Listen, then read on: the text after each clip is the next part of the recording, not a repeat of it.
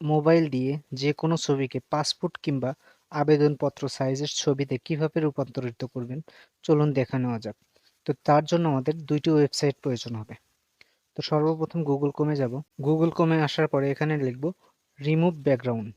Remove background ওয়েবসাইটে আসার পরে এখানে ছবিটা আপলোড করব। আপলোড হওয়ার সাথে সাথে দেখবেন ছবি থেকে ব্যাকগ্রাউন্ড অটোমেটিক চলে গেছে। এবার এডিট অপশনে গিয়ে এখান থেকে যে কোনো কালার নিতে পারি। তো আমরা এই কালার নিলাম। নেওয়ার পরে ছবিটাকে ডাউনলোড করব। এবার দ্বিতীয় যে ওয়েবসাইটে যেতে হবে সেটা হচ্ছে ফটো রিসাইজার।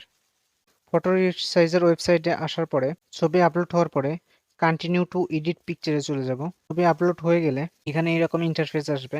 তো আপনাদের কাস্টম সাইজে যেতে হবে। কাস্টম সাইজে আসার পরে চাকরির জন্য যেগুলো লাগে 300 পিক্সেল বাই 300 পিক্সেল।